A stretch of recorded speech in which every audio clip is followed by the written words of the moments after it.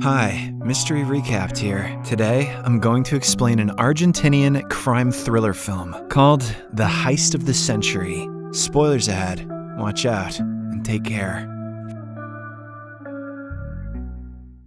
Fernando Araujo lives a decent life as an artist and a judo instructor. However, he's not satisfied and thinks that he's still on the lookout for his calling. One night, on his way back home, he stops for a smoke as it rains heavily. After Fernando is done, he discards the cigarette, which slowly drifts away and falls into a sewer near the bank of Rio. Curious, he goes down the sewer, and suddenly, a crazy idea crosses his mind. The following day, Fernando goes to meet his civil engineer friend Sebastian and proposes the idea of robbing the bank. It turns out Sebastian is financially struggling, so he's open to the idea, but he estimates that the plan would require cars, tools, and lots of money. Therefore, Fernando starts looking for a funder and meets his other friend named De Bauza. Unfortunately, the latter is also short on money, so he suggests Fernando go to his thief friend, Mario. Since when is Mario friends with De Bauza?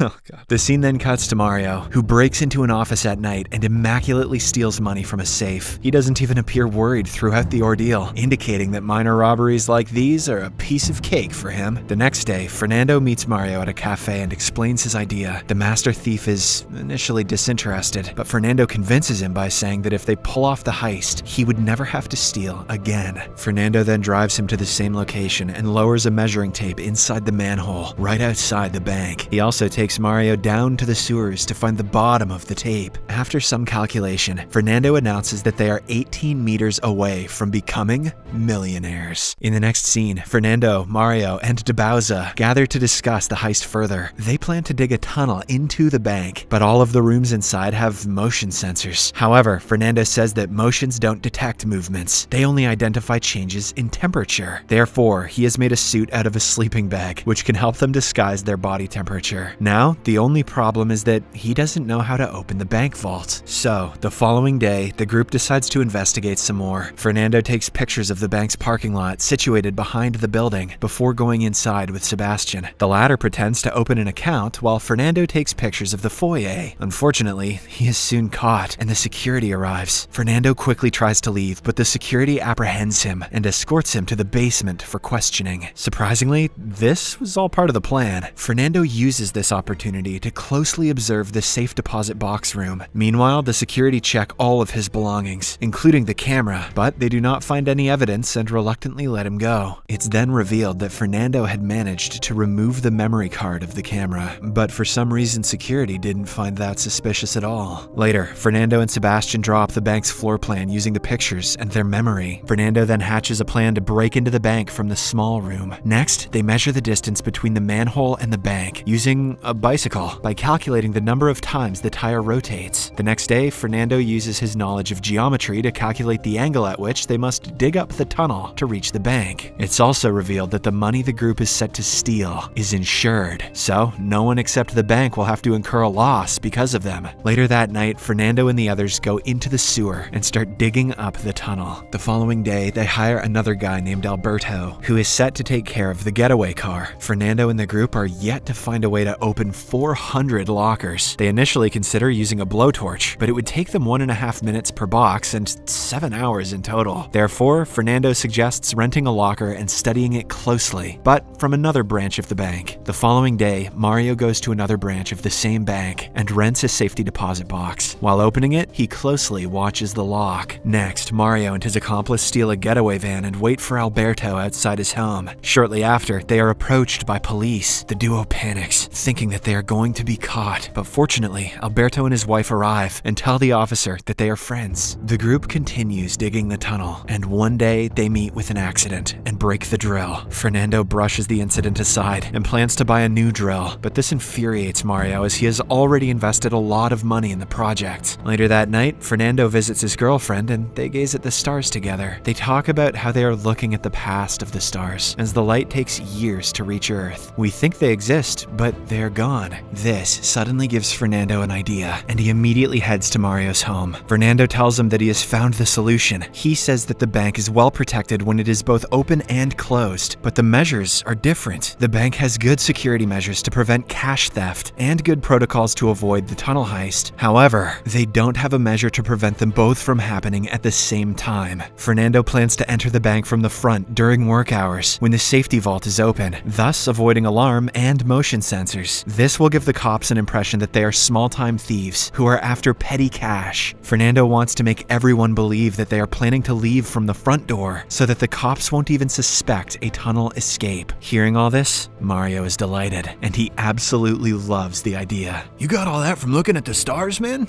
Sheesh!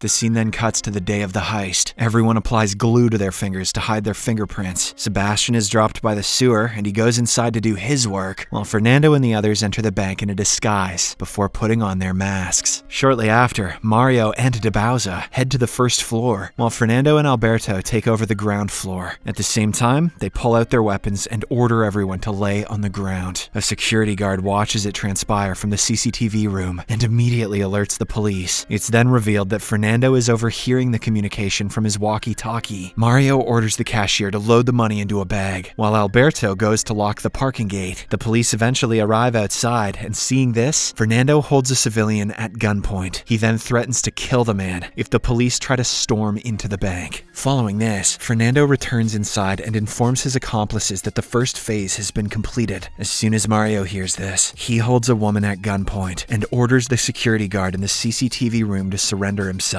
The guard reluctantly obliges, and Mario seizes his gun's magazine and mobile phone before releasing him outside. Next, the group disables all the cameras in the bank. Fernando goes to the small room and moves a cabinet. From the other side, Sebastian breaks the wall and enters the bank through the tunnel. The two then fetch some equipment from their car, head to the vault, and start assembling the machine. A flashback then reveals that Sebastian had built a cannon power machine, which can break the lock within 7 seconds. Next, everyone sets a timer on their watches as Sebastian and Fernando start to break into all the lockers. Meanwhile, the police, media, and the relatives of the hostages gather outside the bank. The police captain speaks to the security guard and gets to know about the situation inside. Elsewhere, as Fernando and Sebastian continue to break open the lockers, suddenly they hear the police climbing on the roof. Mario then gets the captain's call on the guard's phone, which he had taken earlier. A flashback reveals that Fernando had also prepared for this scenario, so he made Mario practice the art of negotiation. Don't do it. Let me go. Back in the present, Mario speaks to the captain. I'm gonna negotiate. And orders him to remove all the forces from the terrace, threatening to kill the civilians. I'll do it. The captain obliges, but he covertly sends 2 snipers on the neighboring building. He then asks Mario about his demands, and the latter tells him that he wants to speak to the district attorney. The captain agrees to fulfill his demand and requests 1 hour of time from him. Meanwhile, Fernando and Sebastian have already unlocked a lot of lockers, recovering tons of cash, gold, and other precious ornaments. Outside, the police assess the situation. There are only 2 ways to enter the bank, from the main gate and the parking lot. However, they do not know anything about the location of the hostages. They also conclude that it is simply an attempted robbery. After a while, the captain again gets on a call with Mario and asks him to surrender. He says that the burglars haven't hurt anyone yet, so they will get away with a light sentence. The captain also offers to find him a lawyer. In response, Mario says that he will discuss it with his accomplices. All this while, Fernando and Sebastian break into more lockers, while the police wait outside helplessly. Just then, an old hostage's phone starts to ring, and it's revealed that it's her birthday today. Oh,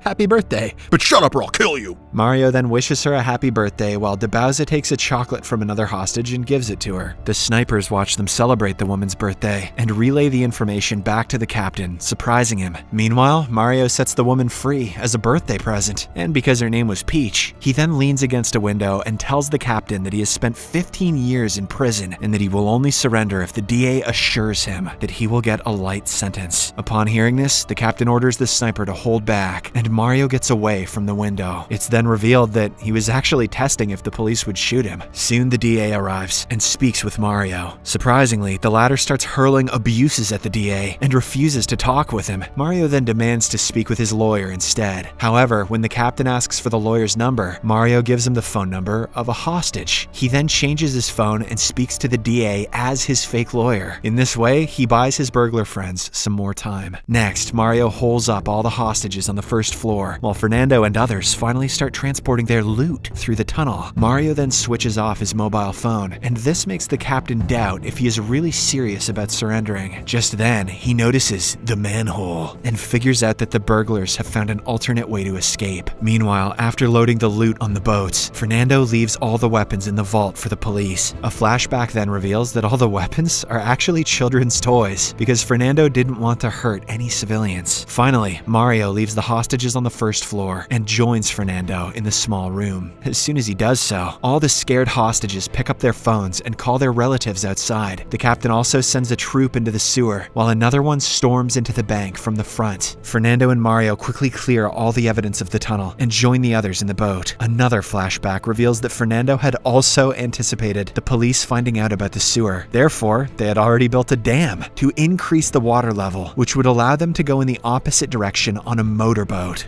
What? Elsewhere, the captain reaches the small room and eventually the tunnel opening, where a bomb is blocking the entrance. However, he soon learns that the bomb, along with the weapons, is fake. Unfortunately for the captain, it's too late, as the thieves have already managed to escape. Meanwhile, Fernando and the group flee the scene in their getaway vehicle and destroy all their gears. They then head to Alberto's house and divide the loot equally amongst themselves. Several months have now passed, and the group appears to be enjoying their best lives. However, one day, Alberto's wife catches him cheating on her. This infuriates her so much that she reports him to the police, exposing him as one of the thieves in the bank heist. Hell hath no fury, man. As a result, one by one, all of the thieves are arrested. Alberto doesn't know how to keep it zipped. The movie again fast-forwards 7 months into the future. Fernando is released from the prison, and he is welcomed by Mario in his luxury car. It's then revealed that Fernando had also prepared for a scenario in which they got caught. He purposely suggested that they use toy weapons so that they don't hurt anyone and get away with lighter sentences. Fernando and others also get to keep a significant portion of their loot because the bank doesn't keep records of the money and items kept in the safety deposit boxes. The bank estimated that the lockers stored $25 million worth of cash and jewelry, but the police only recovered $1.17 million and 8 kilograms of jewelry. Since there was no official record of the items in the lockers, the police couldn't pursue a strong case against the criminals, and they basically got away with only a slap